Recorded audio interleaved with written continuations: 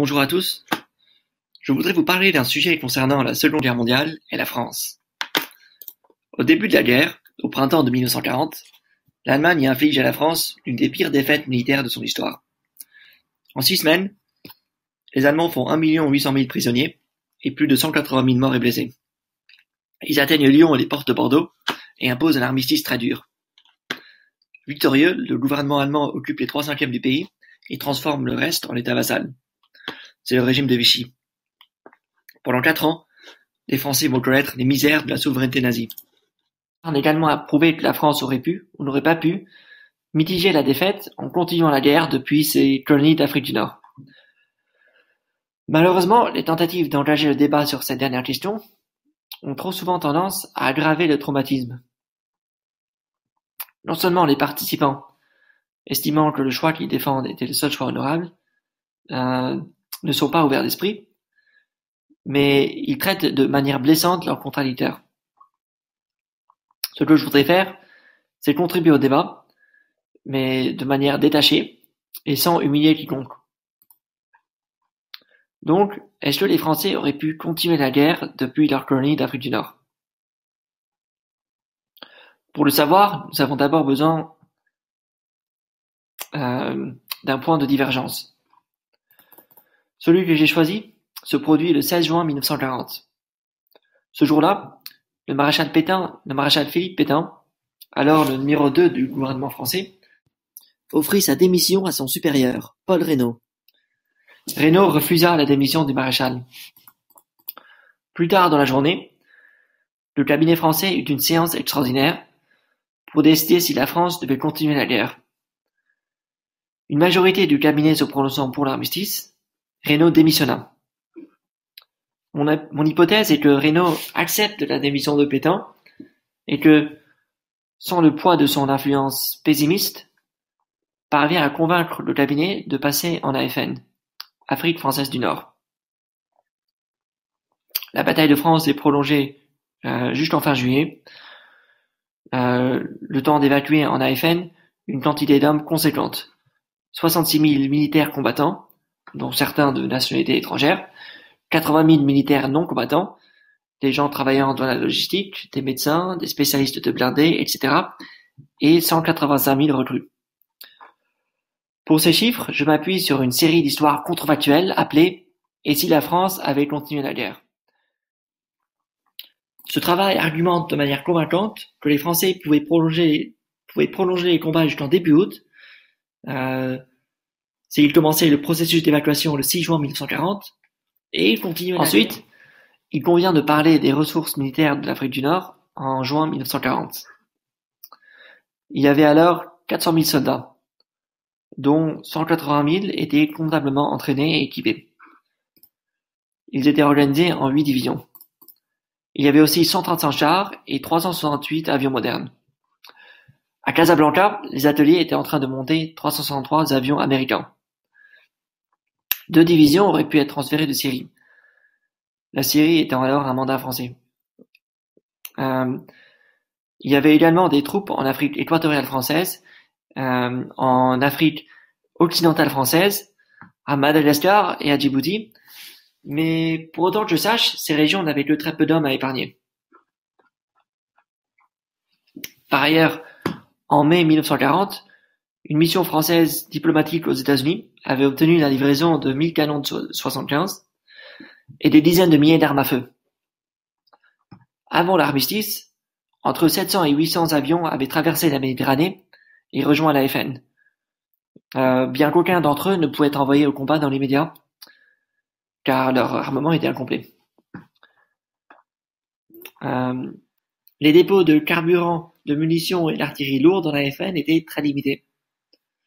Il y avait tout au plus 6 groupes d'artillerie lourde et les réserves de carburant et de munitions n'auraient sans doute pas duré plus que quelques mois.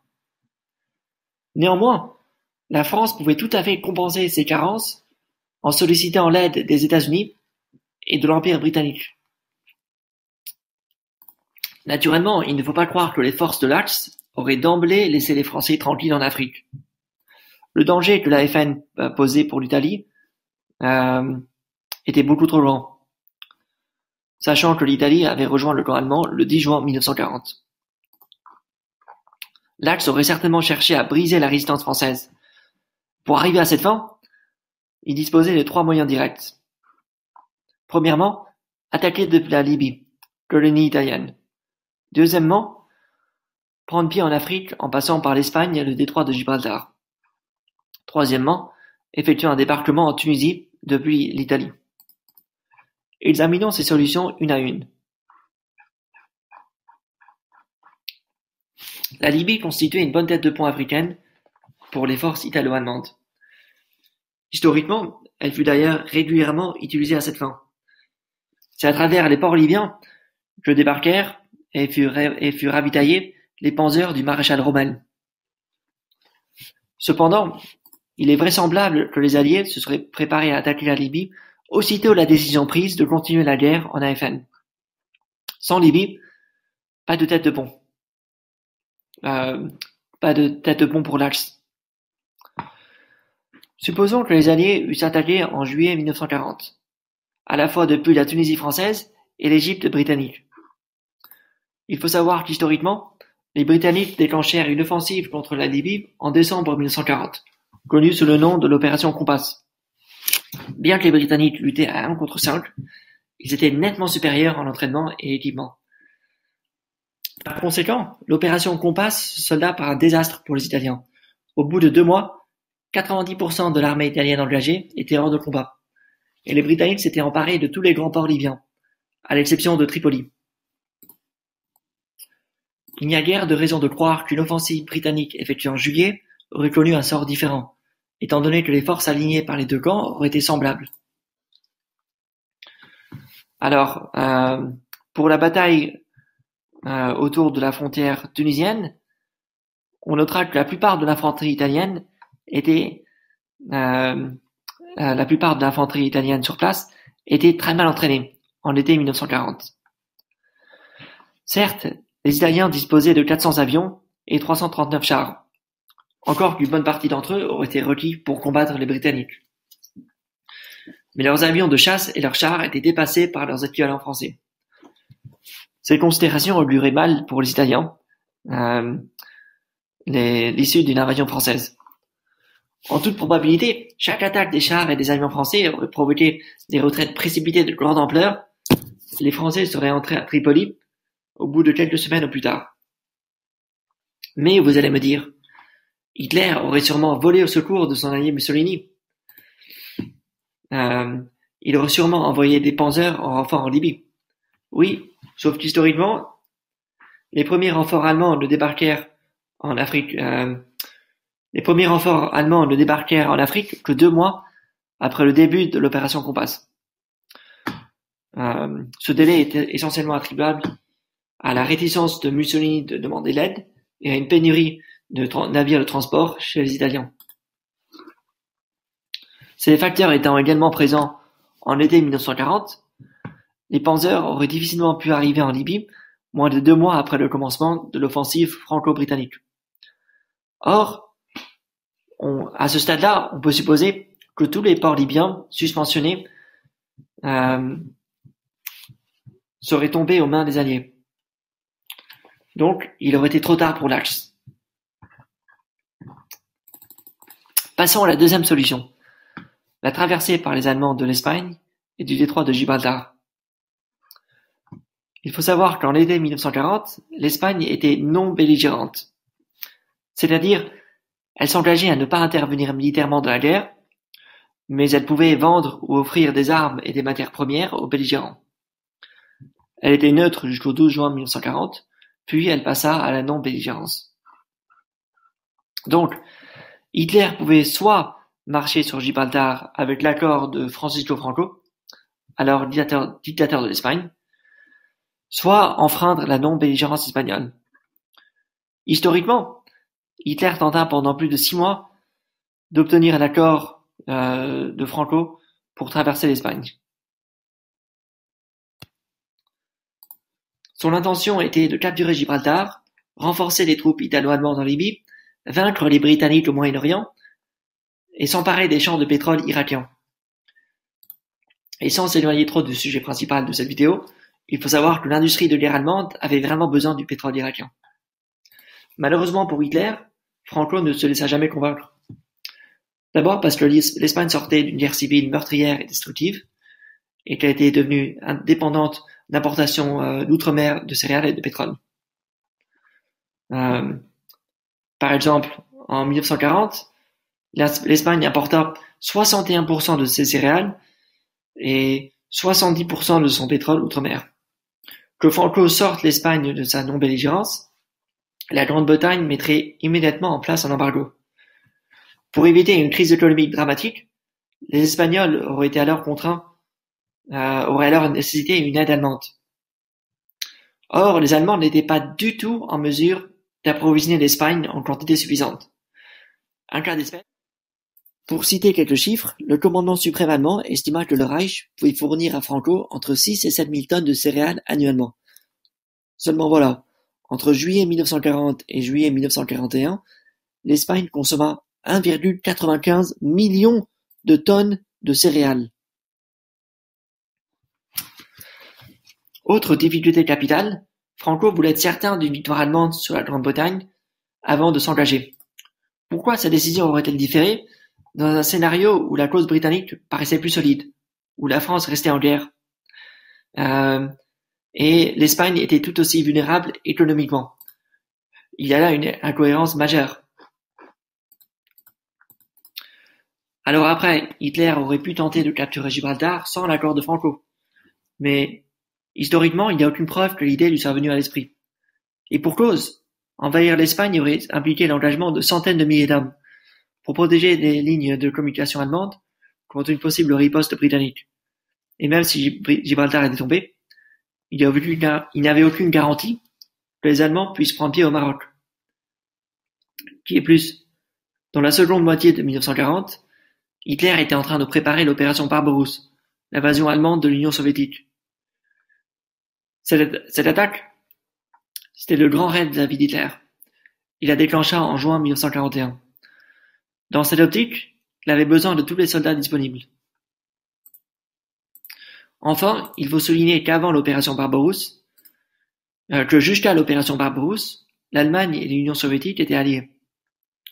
La trahison de Franco, un homme d'État proche d'Hitler, aurait inévitablement accru la méfiance des soviétiques. Ensuite, troisième solution, un débarquement italo-allemand en Tunisie. Pour aider à mener à bien ce projet, la Regia Marina, la flotte italienne, disposait de 185 navires et submersibles. De leur côté, les Alliés auraient pu engager 230 navires et submersibles.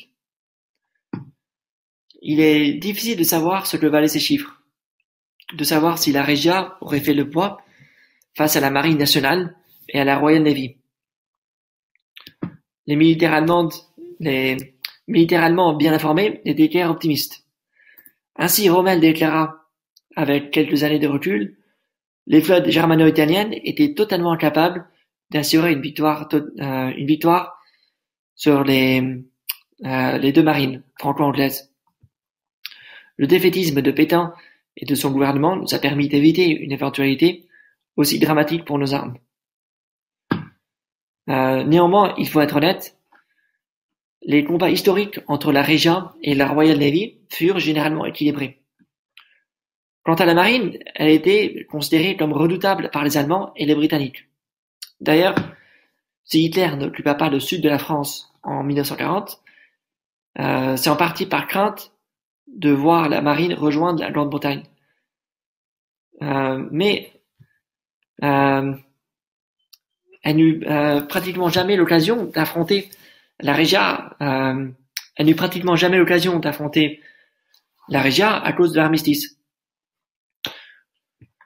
Quant à la flotte allemande, la Kriegsmarine, l'accès à la Méditerranée lui était barré à cause de la base militaire britannique à Gibraltar. Donc, on peut pas vraiment tirer des conclusions sur les capacités des flottes. Pour rester réaliste, supposons que l'Axe aurait eu besoin d'obtenir la supériorité aérienne sur le canal de Sicile. Admettons aussi que la Luftwaffe, la composante aérienne de l'armée allemande, aurait nécessité une période de repos d'à peu près 1 mois après la fin de la bataille de France. Donc, qu'elle aurait été prête à intervenir en fin août 1940. Si la Luftwaffe pouvait engager tous ses appareils, l'issue d'une bataille au-dessus de la Tunisie n'aurait guère fait de doute. Seulement voilà, la Luftwaffe aurait presque certainement été chargée de livrer la bataille d'Angleterre, comme elle le fut historiquement. Elle ne pouvait pas attaquer à la fois la Grande-Bretagne et la Tunisie. Hitler avait un choix à faire.